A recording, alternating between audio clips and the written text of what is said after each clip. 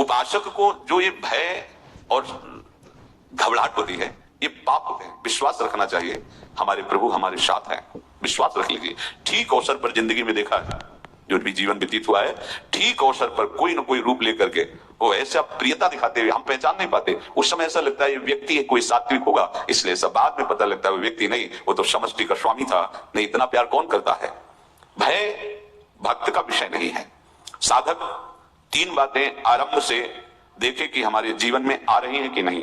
पहली बात, भगवान पर पूर्ण श्रद्धा विश्वास। अनंत ब्रह्मांडों के स्वामी हैं, काल भी उनके अधीन है। डरना क्यों भाई, किस बात का डर लगना है। अगर डर है, भय है, तो अभी श्रद्धा विश्वास स्वामी में नहीं है। अगर हमें हृदय में कष्ट अपना प्रभाव पहुंचाना चाहता है, तो जैसे कोई ठंडी से बहुत कांप रहा हो और माता दौड़ कर आवे, अपने हृदय से लगा के अपने शरीर का ताप देकर उसकी ठंड को दूर कर दे, ऐसे प्रियाजू करती हैं, ऐसे प्रियालाल करते हैं। ये कहा कहो बड़ भाग, नित नित रति हरिवंश हित, नित वर्धत अनुराग, यह जो कृपा हरिवंश की। ये अपनो भाग आपन मुख, कहा श्री हरिवंश बल, हरिवंश भरोसे भय निडर, नित गर्जत हरिवंश बल। देखा है, कृष्णों की बौछार है, ऐसे जैसे ऊपर से वर्षा हो रही है, तो भगवान शेष फणों का छत्र, संवर्तक मेघ प्रलयनकारी वर्ष रहे, गिरिराज जी का छत्र। ऐसे भक्त को कृपा छत्र से हर समय सुरक्षित रखा जाता है। भक्त बनने के लिए कोई विशेष लायकात की आवश्यकता नहीं। मैं समस्त गुणों से हीन, पर मैं अपने प्रभु का, बस यही लायकात है। प्रभु की सिवा यदि आपका कोई अन्य आश्रय है तो आपको धोखा लगेगा। नहीं तो सच्ची कह रहे हैं, इसी जन्म में निहाल हो जाओगे। एक बात केवल स्वीकार करो कि प्रभु के सिवा मेरा कोई नहीं है, और है भी नहीं। स्वीकार कर लोगे तो तुम्हें अनुभव में आने लगे। हम प्रतिपल देखते हैं, प्रतिपल। वो केवल अपनापन चाहते, केवल अपनापन, कोई दूसरा नहीं होना चाहिए। बस कहां बाहर तो देखो आप सब हमारे हो, अंदर से नहीं हो। अंदर से आप सब श्री जी के हो और हम आपके सेवक हैं। बाहर से आप गुरु मानो, जो भाव मानो वो आपको श्री जी जाने।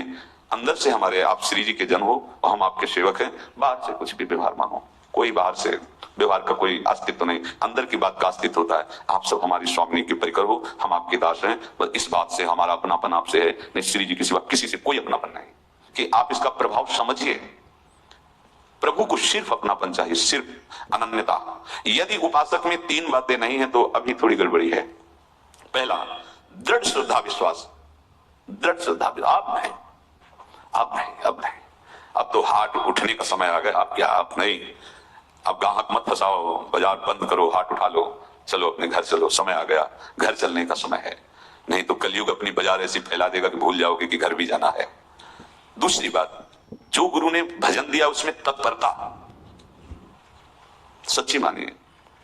जीवन भर कभी इस प्रमाद को गुरु कृपा से आने का अवसर नहीं दिया गया कि चैन से सोए हों और चैन से खाए हों। पूरे जीवन में कभी सुविधाओं को स्वीकार नहीं हुआ, पर साधन मार्ग में कभी भी शिथिलता नहीं हुई, तत्परता है।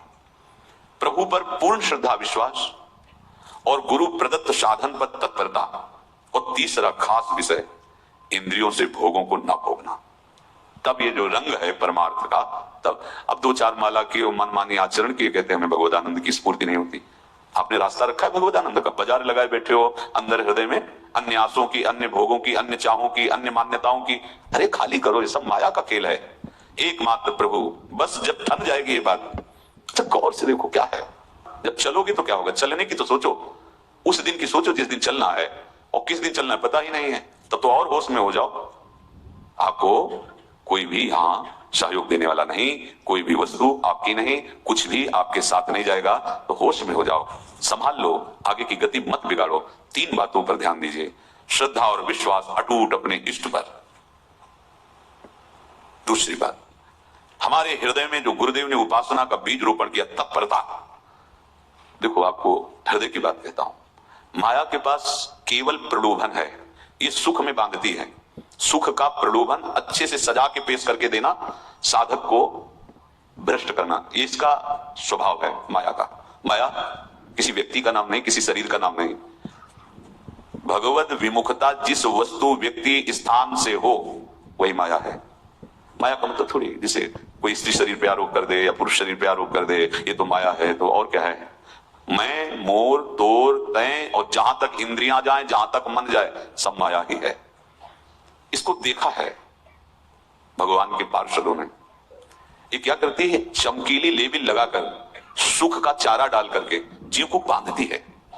इससे सुख मिलेगा, बहुत सुंदर है ये वस्तु, ये शरीर, ये व्यक्ति, ये स्थान, ये पद, इससे वो बांधती है। विवेक ऊपर की लेबिल का तत्काल ऑपरेशन करता है और आंतरिक विषय पर दृष्टि डालता है तो सब खोखला निकलता है, बाहर निकल क्रॉस कर जाता है। होए विवेक मोह भ्रम भागा, तब सब विषय विलास विरागा। अज्ञानी उसी आकर्षण सुख में बंध जाता है, और सुख तो था नहीं, बंधन इतनी जोर का हो गया, अब मुक्त हो रहे सकता नहीं, तो उसके हृदय में लगता है इसके बिना जी नहीं सकते, इस नशा के बिना, वस्तु के बिना, व्यक्ति के बिना। और एक सूक्ष्म बात, वो जब आपको सुख देगी तो आपको स्वतंत्रता का आभास कराएगी, और जब आप उसको छू लेंगे तो आपको परतंत्र बना देगी, भयभीत कर देगी। तो आप डाउन होकर के अपने अस्तित्व को मिटाकर पूरा जीवन बर्बाद कर देंगे। इन शब्दों को लिख लो, अपने हृदय में लिख लो। माया सुख में बांधती है नहीं उसके पास सुख। जिसे तुम सुख समझते हो वो सुख नहीं, बिल्कुल सुख नहीं, वो सुख की छाया है, तुम्हें समझ पड़ती नहीं है, गिरधर की माया है।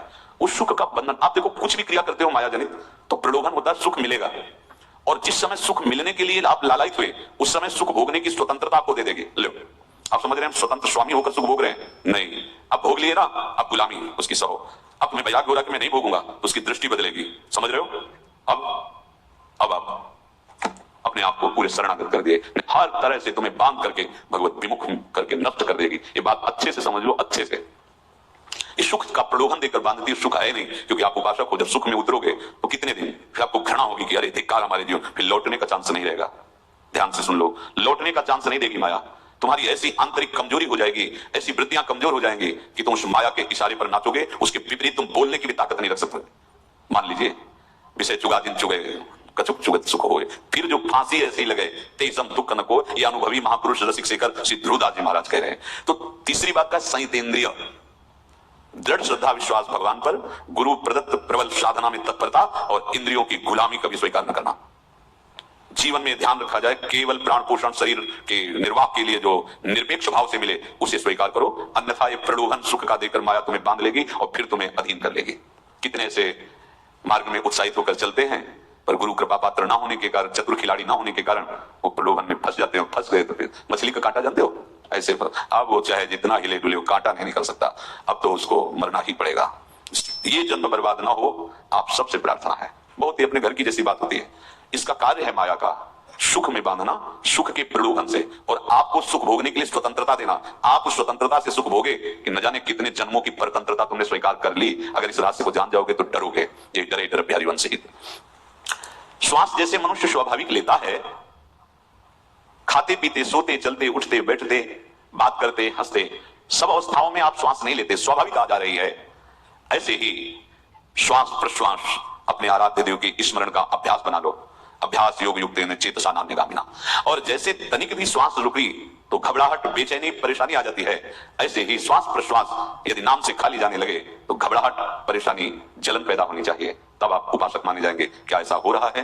क्या हृदय की ऐसी स्थिति है तो धन्यवाद, नहीं है तो इसी की प्राप्त करने के लिए प्रियाजू ने हमें अपने मार्ग में घसीटा है, चाहे वो गृहस्थ हो चाहे वो विरक्त हो।